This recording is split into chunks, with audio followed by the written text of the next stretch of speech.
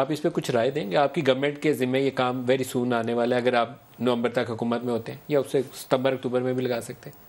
نہیں، میرا یہ خیال ہے جی، پہلی بات تو یہ کہ اگر آپ کسی کو کہتے ہیں کہ وہ 20 25 30 سال کی سروس کے بعد اگر لیوٹیننٹ جنرل بنے ہیں کسی پروسیس سے، تو آپ سوال فنڈامنٹل یہ ہے کہ کیا یہ سب کمپیٹنٹ جنرلز ہیں یا نہیں.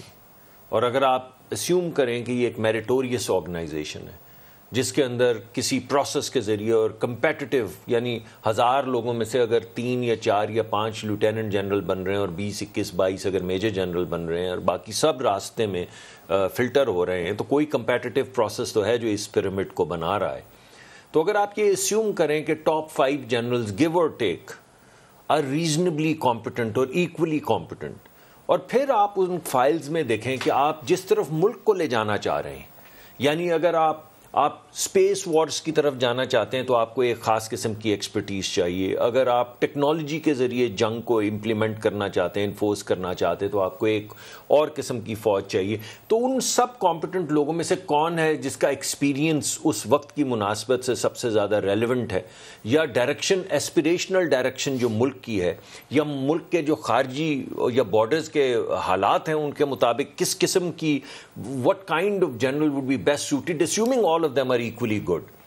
لیکن وہ domain prime minister of Pakistan کی ایکسکلوسیو رہنی چاہیے یا مشاورت ہونی چاہیے اپوزیشن؟ دیکھیے بات یہ ہے کہ آپ نے بڑی اچھی ایگزامپل دی. کسی بھی پوسٹ کے لیے جو امپورٹنٹ انف پوسٹ ہوتی ہے، امریکہ کے اندر جو سسٹم ہے وہاں پہ آپ کمیٹی کی ہیئرنگ، اوپن ہیئرنگ ہوتی ہے، بہت اچھا سسٹم، ججز کی اپوائنٹمنٹ. مگر اس میں اب اگر اب میرا جی تو یہ چاہ رہا ہے کہ میں اس کو پیورسٹ ویو لوں، وہی جو امریکہ میں ہوتا ہے، کیونکہ مجھے وہ بہت پسند ہے کہ ایک پبلک ہیئرنگ ہو رہی ہے. مجھ سے پوچھا جا رہا ہے کہ آپ جب 16ویں جماعت میں تھے تو آپ یہ بتائیں یہ کیا چیز تھی. آپ سے پوچھا جا رہا ہے آپ نے فلاں جگہ پہ جب آپ کا ٹیکس کا کیس ہوا تو ذرا یہ سمجھائیں ہمیں کہ آپ نے کیا کیا ٹیکسز کا. آپ سے پوچھا جا رہا ہے کہ آپ جج لگنے لگے ہیں، کتنا ٹیکس دیتے تھے؟ اگر ٹیکس نہیں دیتے تھے تو وکیل اچھے نہیں تھے، جج کیسے لگ سکتے ہیں؟ اور اگر ٹیکس دے سکتے تھے، نہیں دیا تو پھر، یعنی یہ تمام معاملات ڈسکس ہوتے ہیں تھریڈ بیئر. یہ تو آئیڈیل ہے.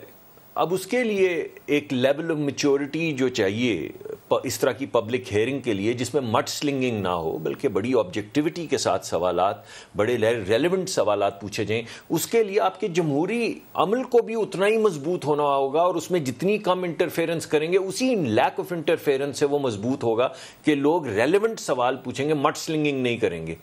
تو اس میں پروز اینڈ کونز ہیں، مگر کوئی حرج نہیں ہے کہ ایک پبلک ہیئرنگ، ایک ٹرانسپیرنٹ ہیئرنگ پاکستان کی حقیقت کے مطابق جتنا بھی آپ اس کو یعنی لمٹ کر سکیں یا بڑھانا چاہیں، مگر کوئی ایسی چیز جو ایک میرٹ کو اور زیادہ انفورس کرے. لوگوں کے اذہان کے اندر جو شکوک آتے ہیں وہ کم ہونے چاہیے. لوگوں کے اذہان کے اندر جو کانفیڈنس ہے اپنے اداروں پہ اور اپنے اداروں کے سربراہان انکلوڈنگ دا پولیٹیکل لیڈرز، وہ بڑھنا چاہیے. اس کو سامنے رکھ کے آپ کو طریقہ کار کو پاکستان